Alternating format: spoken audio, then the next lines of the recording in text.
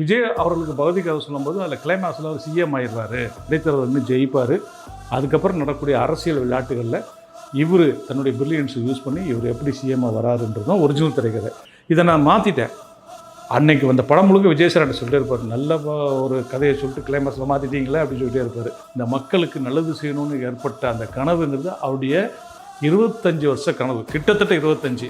அந்த பகவதி படத்தில் விஜய்க்கு நான் அரசியலில் வச்சு நான் பண்ணும்போது சத்தியமாக எனக்கே தெரியாது இவர் பின்னாடி அரசியலுக்கு வந்துடுவார், இவ்வளோ பெரிய ஒரு மாசை உருவாக்குவார், இவ்வளோ பெரிய அதிர்வலை அரசியலுக்குள்ளே ஏற்படுத்துவார். அப்போ 25 வருஷத்துக்கு முன்னாடி போட்ட ஒரு சாங்கு 25 வருஷம் கழித்து அரசியல் கட்சி ஆரம்பித்து பிரச்சாரத்துக்கு போகிற அவருடைய அந்த ஷார்ட்ஸுக்கு இந்த சாங்லாம் பொருந்துதுன்னா இயற்கை என்னமோ நம்மளை அறியாமல் பண்ணிக்கொண்டே இருக்கும். கிளாப்பரடி நேயர்களுக்கு வணக்கம். பரபரப்பாக அரசியல் களத்தை மாற்றி இன்றைக்கி சூடு பறக்க எங்கே பார்த்தாலும், அதாவது நம்ம சேனல் உள்பட எல்லா சோஷியல் மீடியாக்கள்லையும் விஜய் பற்றி தான் பேச்சு. எல்லா இடங்களையுமே அரசியல் மேடைகள், அரசியல் பிரச்சாரங்கள் எல்லாத்துலேயும் விஜயை பற்றி பேச்சாக இருந்துகிட்டு இருக்குது. விஜய் அரசியலுக்கு வந்தது அவரை இந்த மாஸ்டர் படத்தில் படப்பிடிப்பு நடக்கிறப்போ அவரை ஸ்பாட்டுக்கு போய் இன்கம் டேக்ஸ் ஆஃபீஸர்ஸ் அப்படியே அங்கேருந்தே அவர் விசாரணைக்காக அவரை ஜீப்பில் ஏற்றி அவர் நீலாங்கரில் இருக்கக்கூடிய அவர் வீட்டுக்கு கூட்டு வந்ததும் அந்தனுடைய கோபத்தின் வெளிப்பாடு தான் அவர் அரசியல் ஆரம்பித்தார்னு ஒரு விஷயம் கிளம்பிச்சு. அரசியல் கட்சி ஆரம்பித்தது காரணம் இதுதான்னு அவர் அரசியல் கட்சி ஆரம்பித்தப்போ கிளம்பிச்சு. சில பேர் சொன்னாங்க இல்லை மெர்சல் படத்தில் அவர் ரூலிங்கில் சென்ட்ரல் கவர்மெண்ட் ரூலிங்கில் கட்சி ஆளுங்கட்சி இருக்கும்போதே இவர் ஜிஎஸ்டி எதிர்த்து மெர்சல் படத்தில் பேசினார். அதனுடைய வெளிப்பாடு தான் இந்த அவரை ஷூட்டிங் ஸ்பாட்டில் போய் அவரை நெருக்கடி பண்ணி காரில் ஏற்றிட்டு போனாங்க, அதனால தான் அவர் அரசியலுக்கு வந்தார் அப்படி இப்படின்னு அவர் அரசியலுக்கு வந்த வியூகத்தை பற்றி பேசிகிட்டு இருக்கும்போது இடையில ஒரு இன்டர்வியூ பார்த்தேன். நம்ம மறைந்த மதிப்புக்குரிய ஜனாதிபதி திரு அப்துல் கலாம் அவர்களுடைய உதவியாளராக இருந்த பொன்ராஜ் அவர்கள் இன்டர்வியூ கொடுத்துருந்தாரு. 2013 விஜய்கிட்ட 3 மணி நேரம் பேசியிருக்காங்க. இல்லை 13 வருஷத்துக்கு 2013 அவர் என்னையை கூப்பிட்டு ஒரு தடவை வீட்டில் சாப்பாடெல்லாம் போட்டு என்கிட்ட பேசினார். அரசியலுக்கு எனக்கு ஆலோசகராக இருக்கிறீங்களா அப்படின்னு என்கிட்ட கேட்டார். அப்போ நான் இப்போ வேணாம் சார், இப்போ நீங்கள் ஆக்சுவலி சோஷியல் ஆக்டிவிட்டீஸில் நீங்கள் அதிகமான ஈடுபாட்டோட அந்த சோஷியல் ஆக்டிவிட்டீஸ் பண்ணிவிட்டு நீங்கள் நடிச்சிட்ருங்க, ஒரு கரெக்டான காலம் வரும்போது அரசியலுக்கு பற்றி வரதை பற்றி நம்ம பேசலான்னு நான் அவருக்கு அட்வைஸ் பண்ணிட்டு வந்தேன்ற மாதிரி நான் சுருக்கமாக சொல்கிறேன். அவர் இன்டர்வியூ கொடுத்துருந்தார், இந்த கண்டென்ட்டு தான் அதில் கொடுத்துருந்தாரு.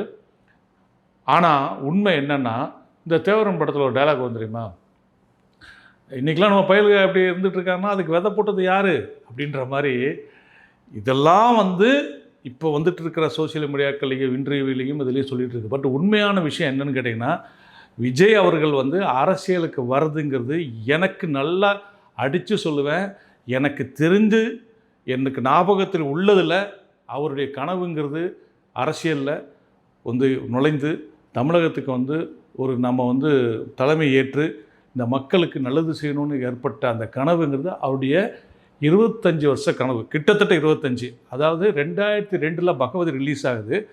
அதற்கு முன்னாடியே 1 வருஷத்துக்கு 2 வருஷத்துக்கு முன்னாடியே அவருக்கு அந்த கனவு வந்துடுச்சுங்கிறது நான் பகவதி திரைக்கதையை அவருக்கு சொல்கிறப்போ அவர் இந்த கதையை ஓகே பண்ணதும் அதுக்கு அவருக்கு ஏற்பட்ட மகிழ்ச்சியும் உதாரணம். நான் ஏற்கனவே நம்ம சேனலில் உள்ள பதிவிலே போட்டிருக்கேன். விஜய் அவர்களுக்கு பகுதி கதை சொல்லும்போது அதில் கிளைமாக்ஸில் அவர் சிஎம் ஆயிடுவார் அப்படியே தான் நான் கதை சொல்லியிருந்தேன். பட் பாபா படத்தினுடைய ரிசல்ட்டு பார்த்துட்டு அதில் 7வது மந்திரத்தை ரஜினி சார் முதலமைச்சர் ஆகிறதுக்காக யூஸ் பண்ணுவாருன்னு ஆடியன்ஸ் எதிர்பார்த்துட்டு இருக்கும்போது அவர் அந்த மந்திரத்தை யூஸ் பண்ண மாட்டார். ஸோ அவர் ஏன் அதை யூஸ் பண்ணலைன்னா அதுக்கு காரணத்தை படத்திலே சொல்லியிருப்பார். சிஎம்ங்கிறது சீட்டுங்கிறது பெரிய விஷயமா அப்படின்னு அவர் ஒரு காரணம் சொல்லியிருப்பார். ஸோ அவரே அந்த சீட்டில் நம்ம உட்காரதுக்கு அது மாதிரி படம் எடுத்தால் ஆடியன்ஸு ரொம்ப ஓவராக அதாக ரியாக்ட் பண்ணிடுவாங்கன்னு பயந்து எடுக்கலை. நாம் விஜய் சாரை ஆக்ஷன் ஹீரோக்காக மாற்றுறதுக்கு ஒரு படம் எடுத்துகிட்டு இருக்கிறோம். இதில் போய் சிஎம் சீட்டு கொண்டு போய் வைக்கிறது ரிஸ்க் ஆயிரும்னு சொல்லி அடுத்த நாளே பாபா படம் ரிலீஸ் ஆகி 2 நாளில் போய் விஜய் சாரை கன்வின்ஸ் பண்ணி கிளைமாக்ஸை கமர்ஷியலாக மாற்றினேன் அப்படின்னு ஒரு வீடியோ பதிவு போட்டிருக்கோம். டீட்டெயிலாக அதில் வீடியோவில் பாருங்கள். அப்போ நான் அதுக்கு முன்னாடி கதைப்படி ஒரு சீன் எழுதிட்டேன். சிஎம் வந்துக்கிட்டு இருக்கும்போது ரோடை பிளாக் பண்ணி வச்சுருப்பாங்க. அங்கே விஜய் சார் சைக்கிளில் நிற்பார். எதுக்கு ரோடை பிளாக் பண்ணியிருக்கான்னு கேட்பார். சிஎம் வராரு அப்படிங்கும்போது அங்கே ஒரு நல்ல ஒரு சீன் வச்சுருந்துருப்பேன். அதாவது ஒரு குழந்தை அடிபட்டு வரும், டிராஃபிக் நிப்பாட்டி இருக்கிறதால அவங்கள விட மாட்டாங்க, குழந்தைக்கு ஹாஸ்பிட்டலுக்கு இமீடியட்டாக போகணும். இவர் இறங்கி டோட்டல் டிராஃபிக்கை க்ளோஸ் பண்ணிக்க, டிராஃபிக்கை ரிமூவ் பண்ணி இந்த ஆட்டோ உள்ளே விடுவார். அப்போ சிஎம் வண்டி வந்துடும், போலீஸ் இவரை பிடிச்சிட்டு இருப்பாங்க. என்னன்னு கேட்பார், இவர் போய் சிஎம்கிட்ட எக்ஸ்பிளைன் பண்ணுவார், இந்த மாதிரி குழந்தை அடிபட்டு சார், நீங்கள் வரீங்கன்னு சொல்லி டிராஃபிக் நிப்பாட்டி வச்சுருக்காங்க, டிராஃபிக் நிப்பாட்டு தப்பு இல்லை சார், ஆபத்தில் குழந்தைக்கு உதவ வேண்டாமா அப்படின்னு சிஎம் வந்து ஏங்க அவரை விடுங்க அப்படின்னு சொல்லிட்டு அவர் போவார். அப்போ சிஎம் வந்து இவரை பார்ப்பார். அந்த விஜய் அவர்கள், அதாவது பகவதி வந்து பின்னாடி ஒரு பெரிய டானாகி நிறைய சோசியல் ஆக்டிவிட்டிஸில் ஈடுபட்டதுக்கப்புறம் அவருக்கு மக்கள் மத்தியில் ஏற்படுத்தக்கூடிய அந்த வேவ்ஸு, அவருக்கு ஏற்பட்டிருக்க நல்ல பேரை, அவர் போனால் கூடுற கூட்டத்தங்களை பார்த்துட்டு சிஎம் வந்து இவரை கூப்பிட்டு ஒரு இடைத்தேர்தல் வருது, அதில் நீங்கள் நில்லுங்கம்பார். விஜய் அவர்கள் அந்த இடைத்தேர்தலை சிஎம்முடைய கேட்டுக்கொண்டு, நல்ல சிஎம்ங்கிறதால அவர் கேட்டுக்கொண்டதுக்கு இணங்க இவர் இடைத்தேர்தல்னு ஜெயிப்பார். அதுக்கப்புறம் நடக்கக்கூடிய அரசியல் விளையாட்டுகளில் இவர் தன்னுடைய பிரில்லியன்ஸை யூஸ் பண்ணி இவர் எப்படி சிஎம்மாக வராருன்றது தான் ஒரிஜினல் திரைக்கதை. நம்ம கட்சி விட்டு பல பேரை ஓட விட்டாரு ஒருத்தர். முதல்ல அவரை ஓட விட்டான் பாரு நடு ரோட்ல. ஏன் இளைய தளபதி பகவதி, அதான் ஹைலைட். இதை நான் மாற்றிட்டேன். ஆனால் இந்த பர்டிகுலர் சீன் வந்து நான் வந்து படத்தில் வைக்கணும்னு விரும்பினேன். ஏன்னா இந்த சீன் வைக்கலாம் சார் அப்படின்னு விஜய் சார்கிட்ட சொல்லி கன்வின்ஸ் பண்ணுறதுக்காக சொன்னால், அதில் வந்து விஜய் சார் வந்து சிஎம் வந்து கூப்பிட்டு இடைத்தேர்தல் இல்லைங்கன்னு சொல்லும்போது, இல்லை சார் எனக்கு அரசியலெல்லாம் அவ்வளோ ஆர்வம் இல்லை, நான் ஏதோ டீ கடை வச்சுருந்தேன், இப்படி ஒரு இதாக ஆயிட்டேன், எனக்கு என் வாழ்க்கை போதும் சார் அப்படின்ற மாதிரி பேசிட்டு வர்ற மாதிரி அந்த சீனை வந்து டைலூட் பண்ணி எடுத்துட்டேன். பட் அன்னைக்கு வந்த படம் முழுக்க விஜய் சார் சொல்லிட்டே இருப்பார், நல்ல ஒரு கதையை சொல்லிட்டு கிளைமேக்ஸில் மாற்றிட்டீங்களே அப்படின்னு சொல்லிட்டே இருப்பார். ஆனால் விஜய் சாருக்கு அப்போ இருந்தே அந்த அரசியல் ஆசை இருக்குன்றது நான் வந்து உணர்ந்துட்டேன். அது எனக்கு தெரியவும் செஞ்சது. இன்ஃபேக்ட் போக்கிரி படத்துக்கு முன்னாடி நான் வந்து விஜய் சாருக்கு ஒரு கதை போய் சொன்னேன். அந்த ஸ்கிரிப்ட் இன்னும் என்கிட்ட இருக்குது, வேணால் ஒரு நாள் நம்ம வீடியோவில் அந்த கதையை சொல்கிறேன். ஏன்னா அந்த கதையை வந்து விஜய் சார் தவிர யாரும் நடிக்க முடியாது, அதனால் தைரியமாக நான் கதையை சொல்லலாம். அந்த கதையை விஜய் சார் வந்து விஜய் கதை உடனே ஓகேன்ட்டார் அந்த கதை. அதுக்கு வந்து நான் வந்து மியூசிக் டைரக்டர்லேருந்து எடிட்டர்லேருந்து கேமராமேன் எல்லாத்தையும் ஃபிக்ஸ் பண்ணி ஷூட்டிங் போகிறணும்னு அது கொஞ்சம் அரசியல் இருக்கும் அந்த கதையில். முடிவு பண்ணுற டயத்தில் தெலுங்கில் போக்கிரி வந்து ஹிட் ஆகணுன்னா அது தமிழில் ரீமேக் பண்ணணும்னு சொல்லி அந்த படத்துக்கு போனார். அப்படியே இந்த படம் நான் பண்ண முடியாமலே போச்சுன்னு வச்சுக்கோங்க. இது தனி கதை. பட் அதுலேயும் அரசியல் இருந்துச்சு தான் சொல்ல வரேன். அதுலேயும் ஒரு அரசியல் உள்ள மிக்ஸ் பண்ணி நான் வச்சுருந்த கதை அது. அந்த படத்தையும் அவர் வந்து பண்ணதுக்குன்னு இசைந்தது காரணமும் அதுதான். நீங்கள் எல்லாம் கவனித்து பார்த்தீங்கன்னா, அதுக்கப்புறம் ஈவன் போக்கிரிக்கு அப்புறம் விஜய் சார் நடிச்சிருந்த படங்கள்லாம் பார்த்தீங்கன்னா அங்கங்கே அவர் வந்து நல்லா கவனித்து பார்த்தா தெரியும், அவர் சோசியல் கருத்துக்களை சொல்லிகிட்டே இருந்திருப்பார். உதாரணம் சொல்கிறாருந்தா, நீங்கள் கத்தி படத்தில் பார்த்தீங்கன்னா அந்த வெளிநாட்டு பானங்கள் வந்து விற்கிறத பற்றி, அதுக்காக தண்ணி, விவசாயிகள் பிரச்சனை, இதெல்லாம் கையில் எடுத்து சோசியலாக ஒரு விஷயம் பேசியிருப்பார்.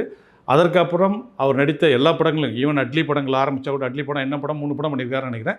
அந்த 3 படத்துலையும் பார்த்தாலும் அவர் வந்து சோசியல் விஷயங்களா ஏதோ ஒரு கேரக்டரை வச்சு, படம் மார்ஸ் கமர்ஷியல் படமாக இருக்கும், ஈவன் தெரியாக மெர்சல், பிகில், இந்த 3 படங்களையும் பார்த்தாலும் சோசியல் கான்செப்ட் அந்த படத்தில் இருக்கும். அதுக்கப்புறம் எல்லாருக்கும் தெரியும் சர்க்கார், அது வந்து உச்சபட்சமாக படமே அரசியலை வச்சு, ஒரு விரல் புரட்சி அதெல்லாம் வச்சு அது படமே நிறைய அதில் அரசியல் இருக்கும்.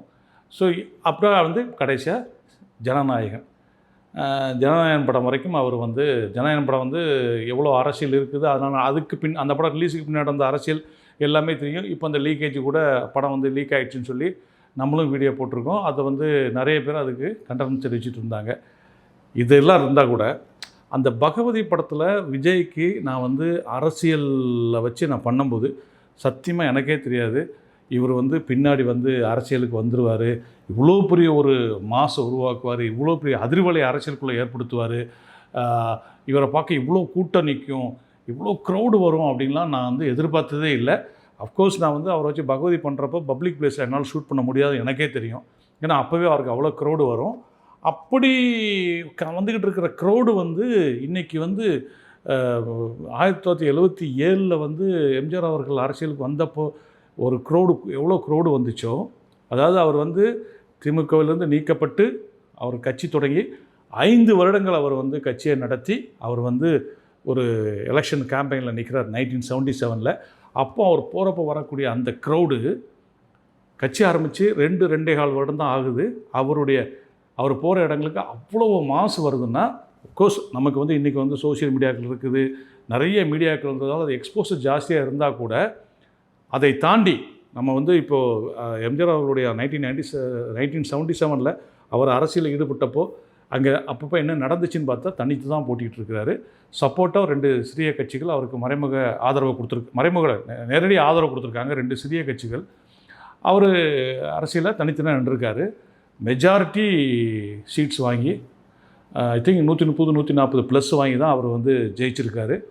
அதற்கப்புறமா வந்து திமுக 40லேருந்து 50 அப்ராக்சிமேட்டாக சொல்கிறேன், காங்கிரஸ் வந்து 30லேருந்து 40 இந்த மாதிரி வாங்கி தான் அப்போ வந்து எம்ஜிஆர் அவர்கள் வந்து மெஜாரிட்டியாக மிகப்பெரிய வெற்றின்னு சொல்லுவாங்களே அது வந்து அவர் ஜெயிச்சிருக்கிறாரு.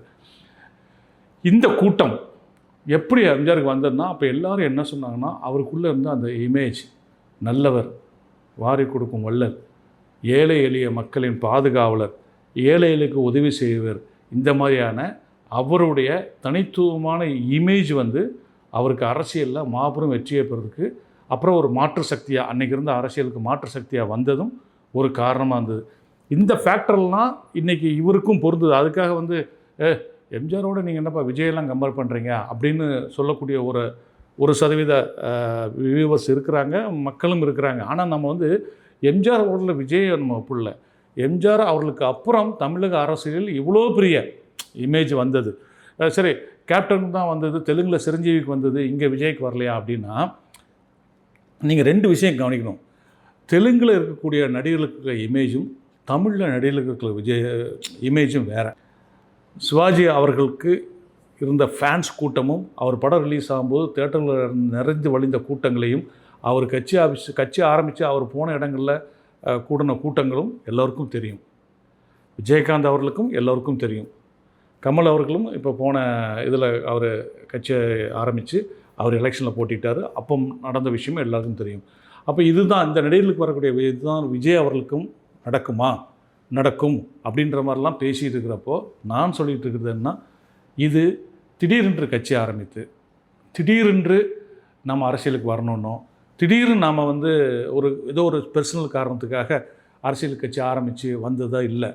அவருடைய 25 வருட கனவுனே சொல்லலாம் என்ன கேட்டால். ஏன்னா அவர் நினச்சிருக்காரு, அந்த டயத்தில் நினச்சிட்டார் நம்ம வந்து அரசியலுக்கு வரணும் அப்படின்னு முடிவு பண்ணி தான் அவர் இதெல்லாம் பண்ணிட்டு வந்திருக்கிறாருங்கிறது தான் அவரோட ஒரு 3 படங்களை பயணித்தங்கிற முறையில். இன்னும் என்ன கேட்டால் நிலாவான ஒரு படம் பண்ணேன் அவருக்கு, அதுக்கு முன்னாடி செல்வான ஒரு படம் பண்ணேன்.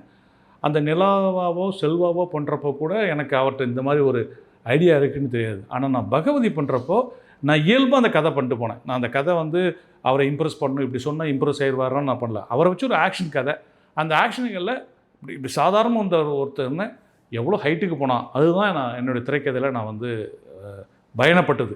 அது விஜய் அவர்களுக்கு பிடித்த அவர் பண்ணுறப்போ நான் சூழல் காரணமாக அதை கிளைமேக்ஸை மாற்றினேன்னு சொன்னேன் இல்லையா வீடியோ ஆரம்பத்தில். அப்போ அவர் வந்து கொஞ்சம் உள்ளுக்குள்ளே வருத்தப்பட்டாருங்கிறதும் அவரை நான் கன்வின்ஸ் பண்ணுங்கிறதும் உண்மை. அப்புறம் படம் கமர்ஷியலான ஒரு கிளைமேக்ஸ் வச்சுட்டேன். படமும் எனக்கு வந்து அவரை கமர்ஷியலாக ஒரு ஆக்ஷன் ஹீரோவை மாற்றிச்சு. நான் நினச்ச டார்கெட் நடந்துச்சு.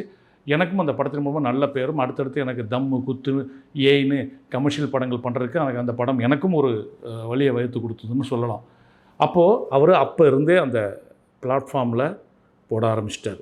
நான் வந்து ஒரு ஆக்ஷன் ஹீரோக்காக பிளாட்ஃபார்ம் போட்டு கொடுக்குறோம் பகவதி. அவர் அந்த படத்தை தன்னை அரசியல் களத்துக்கு வர்றதுக்கு ஒரு பிளாட்ஃபார்மை அமைச்சிக்கிட்டாருங்கிறது பின்னாடி அவருடைய படங்கள், அவர் செலக்ட் பண்ணுற படங்கள், அவர் போகிற பாதை, இப்போது அவர் கரெக்டாக அரசியலுக்குள்ள நுழைஞ்சு கட்சி ஆரம்பித்து அவர் இன்றைக்கி ஒரு மாஸ் வேவ்ஸை க்ரியேட் பண்ணி போயிட்டுருக்கிறத பார்க்கும்போது அடடா, சில விஷயங்கள் நம்மளை மீறி இயற்கை வந்து அப்படியே அழைச்சி கொண்டு போகணும்னு சொல்லுவாங்க, அது உண்மைதான் போல் இருக்குது அப்படின்னு எனக்கு தெரிய வருது. இப்போ இயற்கை வந்து இந்த மாதிரி ஒருத்தரை அழைச்சி கொண்டு போகும் அப்படிங்கிறது வந்து நம்ம வந்து நாட் ஓன்லி அதாவது சினிமாவிலேருந்து அரசியலுக்கு வந்து விஜய் பற்றி மட்டும் இதை அடாப்ட் பண்ணல, இது எல்லா விஷயத்துக்கும் பொருந்தும். நீங்கள் எந்த துறையில் இருக்கிறவங்களும் சரி தான், எப்படி இருந்தாலும் சரி தான், இயற்கை வந்து அவரை அப்படியே அவங்க நகர்த்தி கொண்டு போகணும். ஆனால் என்ன, அவங்க பண்ணிகிட்டு இருக்க விஷயத்துக்கு டெடிக்கேட்டடாகவும் உண்மையாகவும் அந்த கனவை நோக்கி துரத்திட்டே போனாங்கன்னா அது கொண்டு போகுன்றது தான் இந்த உதாரணங்கள் இவ்வளோ தூரம் அந்த ட்ராவலை பற்றி சொன்னது. இப்போ நான் பகவதி படத்தில் வந்து பார்த்திங்கன்னா எல்லா பாடலுமே நான் ஹிட்டு பாட்டு தான் அந்த படத்தில். அதில் ஒரு பாட்டு வந்து நான் பர்டிகுலராக ரெக்கார்டிங் பண்ணுறப்போ அந்த பாட்டு வேண்டான்னு விஜய் சொன்னார். அந்த படம் வந்து அந்த பாட்டு வந்து சிங்கமொன்று வருதே ஹே ஹே அச்சமின்றி உச்சத்துக்கு தொடுதே அப்படின்ற மாதிரி ஒரு சாங்கு போட்டு ரெக்கார்டிங் பண்ணியாச்சு. இந்த சாங்கு கொண்டு போய் விஜய் சார்ட்ட காய்க்கும்போது சிங்கமொன்று வருதேவா, ஏங்க என்னங்க கொஞ்சம் ஓவராக இருக்குதுன்னு அவர் சொன்னார். இல்லை சார், இந்த சாங் வந்து இந்த எலிவேஷனுக்கு வேண்டியிருக்கு சார், நீங்கள் வந்து ஒரு சாதாரண ஆளாக இருந்து நீங்கள் வந்து பெரிய ஒரு தாதா மாறுறீங்க சார், இந்த சாங் வேணும்னு. அது ஓகே, அதுக்காக சிங்கமூன்று வருதுன்னா ரொம்ப பெருசாக இருக்குங்க அப்படின்னு. ஏன்னா அவர் அப்போ வந்து காதல் கதைகள்லாம் பண்ணிகிட்டு இருக்கிறாரு அந்த டைம் வரைக்கும். அவரை நான் ஆக்ஷன் ஹீரோ மாற்றுறதுக்காக பகவதி பண்ணுறேன். அதில் இந்த பில்டப் சாங்னு சொல்லுவோம் நாங்கள் எங்கள் பாஷையில், பில்டப் சாங். இந்த பில்டப் சாங் அவருக்கு ஓவராக பட்டுச்சு. சிங்கமூன்று வருதுன்னு போட்டோன்னே அவருக்கு அந்த லைனு அவர் எஸ்ஏ சார்கிட்ட கூப்பிட்டு சொல்லிட்டாரு. எஸ்ஏ சார் கூப்பிட்டு அந்த சாங்கை மாற்ற சொல்லலாம், சாங்கே வேண்டான்னு சொல்கிறான்னாரு. அப்போ நான் சொன்னேன், சார் வேணாம் சார், நான் அவர் கன்வின்ஸ் பண்ணுறேன்னு சொல்லிட்டு நான் சாங்கை லிரிக்கை மாற்றி எழுதிட்டு வரேன்னு சொல்லி அப்புறம் கவிஞர் கூப்பிட்டு அச்சமில்லை மனமே ஹே ஹே அப்படின்னு மாற்றி எழுதி கொண்டு போய் அந்த சாங்கை அவர்கிட்ட காமிச்சு ஓகே பண்ணி அதை படத்தில் வச்சது. இப்போ பார்த்தீங்கன்னா அவருக்குன்னு பாடல்கள் போடுறாங்க. ஒரு பேரே வரலாறு அப்படின்ற பாட்டு, அப்புறம் ராவண மகண்டா அப்படின்னு போடுற பாட்டு, இதெல்லாம் அவருக்கு ஒரு எலிவேஷனுக்காக போடணும்னு சொல்லியே சாங்கு படங்களை வைக்கிறாங்க. நீங்கள் ஜனநாயகன் படத்தில் வந்து 2 பாட்டும் கேட்டிருப்பீங்க. அது தவிர கட்சி பாட்டு உங்கள் விஜய்ன்னு போட்டு ஒரு பெரிய பில்டப் வருது. ஆனால் இதுக்கெல்லாம் விதை போட்டது யார் அப்படின்னா பகவதி படத்துலேயே நான் போட்டேங்கிறது தான் நான் சொல்ல வந்த விரும்புச்சு. இது நான் வந்து என்ன சொல்கிறது, திமிரில் சொல்ல, அதை நான் அப்போ பண்ணும்போது எனக்கு இப்படிலாம் நடக்கும்னு தெரியாதுன்றது நான் சொல்கிறதுக்காக சொல்கிறேன். நான் அப்போவே நான் வந்து என்ன பண்ணால் ஓகே விஜய் சார் இப்படி எலிவேஷன் கொடுப்போம் நல்லாயிருக்கும் அப்படின்னு சொல்லி பண்ணது. இப்போ கூட ரீசெண்டாக இந்த வீடியோ போடுறதுக்கு ஒரு 10 நிமிஷத்துக்கு முன்னாடி சும்மா சோஷியல் மீடியா பார்த்துக்கிட்டு இருந்தேன். அதில் வந்து பகவதி படத்தில் வந்த பாட்டில் வரக்கூடிய ஒரு சரணத்தை எடுத்து போட்டு அந்த சரணத்துக்கு இப்போ அவர் மீட்டிங்கில் அட்டன் பண்ணுறது, இப்போ ஒரு மாலை போடுறது, அவர் பண்ணுற ஸ்பீச்சு அதெல்லாம் எடுத்து போட்டு ஒரு அழகாக ஒரு யாரோ ஒரு நண்பர் வந்து அழகாக கட் பண்ணியிருக்காரு எடிட்டிங். அது ரொம்ப பிடிச்சிருந்துச்சு. அந்த சொன்ன இல்லையா சிங்கமூன்று வருது, அந்த பாட்டை வந்து விஜய் சார் வேண்டான்னு சொன்னதெல்லாம் அந்த லிரிக்கை மாற்றி அச்சமில்லை மனமே ஹே ஹே அப்படின்னு போட்ட சாங்கு. அதில் சரணத்தில் மண் என்றால் எவரெஸ்டா இருப்பாண்டா, மரம் என்றால் ஆணிவேரா இருப்பாண்டா, இவன் நடக்கும் திசையே கிழக்காய் மாறுது, எடுக்கும் முடிவே தீர்ப்பாய் ஏறுது, ஹே ஹே, இவன் எழுந்தால் இடியின் முழக்கம் கேட்குது, நடந்தால் எதிரிக்கும் பயத்தால் வேர்க்குது. எப்படி நடந்தால் எதிரிக்கும் பயத்தால் வேர்க்குது, பூவாக இருந்தவன் முள் ஆனான், அச்சமில்லை மனமேன்னு போட்ட சாங்கு இன்றைக்கி வந்து அவர் இந்த எடிட் பண்ணி இந்த லிரிக்கை நம்ம பாடினா இல்லையா, இந்த லிரிக்கை கட் பண்ணி போட்டிருக்காங்க. எனக்கு பார்த்து ஒரு நிமிஷம் 2002 ரிலீஸ் ஆன அந்த பாட்டு. இதை வந்து நான் வந்து அப்போ அஃப்கோர்ஸ் இது ரெக்கார்டிங் வந்து 2001 பண்ணியிருப்பேன். ஆக 25 வருஷத்துக்கு முன்னாடி ரெக்கார்டான ஒரு பாட்டு இன்றைக்கி அவர் வந்து அரசியலுக்கு போய் அந்த மேடைகளில் ஏறி அவர் பேசுகிறதெல்லாம் வச்சுட்டு எடிட் பண்ணி போடும்போது ராவணன் மகன் சாங்குக்கும் ஒரு பேரே வரலாறு அதுக்கு ஈக்குவலாக அந்த சாங் இருக்குதுன்னா, இது வந்து நான் வந்துட்டு ஒரு பெருமைக்காக சொல்ல, என்னென்னா நான் அந்த சாங்கை அந்த கதைக்கான ஒரு விஷயத்துக்காக தான் போட்டது. அது 25 வருஷம் கழித்து அவர் அரசியலுக்கு போகக்கூடிய அந்த பயணத்துக்கு அந்த சாங்கை அப்படியே மேட்ச் ஆகுதுன்னா, இயற்கை நம்மளை மீறி ஒரு விஷயத்தை பண்ணிகிட்டு இருக்குது அப்படிங்கிறது தான் உண்மை இல்லையா? இல்லை இன்னொரு ஹைலைட் என்ன தெரியுமா, இந்த பாட்டை எழுதுனது கவிஞர் சினேகன் அவர்கள். எப்படி பாருங்கள், இயற்கை வந்து அதனுடைய கேமை எப்படிலாம் பாருங்கள். இந்த பாட்டை எழுதுனது சினேகன் அவர்கள் தான் இந்த பாட்டை எழுதுனது. அந்த சிங்கமூன்று இருந்தா மாற்றி கொடுங்க சார்னா உடனே அவர் எழுதி கொடுத்தது தான் அச்சமில்லை மனமே. ஸோ நம்மளுடைய இலக்கை நோக்கி பயணிக்கும் போது இயற்கை அதுக்கு எந்தெந்த விதங்களையும் நமக்கு ஹெல்ப் பண்ணிகிட்டே இருக்கும் அப்படின்றது தான் இந்த பதிவின் நோக்கம். இது விஜய் அவருடைய கனவுக்கு அன்னைக்கு போட்ட விதை இன்றைக்கி அவருக்கு அப்படி ஒரு போகிற கூட்டத்தில் பார்த்தா ஒரு பெரிய ஆலமரத்தை கவுத்தி போட்ட மாதிரி கூட்டம் நிற்கிது. விஜய் அவர்கள் அவருடைய கனவை நோக்கி சென்றுட்டுருக்கிற பயணத்தில் நமது சேனல் சார்பாக வெற்றி பெற வாழ்த்துகிறோம். மீண்டும் நல்ல வீடியோவில் உங்களை சந்திக்கும் வரை உங்களிருந்து வெளிப்பட்டுக் கொள்வது உங்கள் அன்பு ஏ. வெங்கடேஷ்.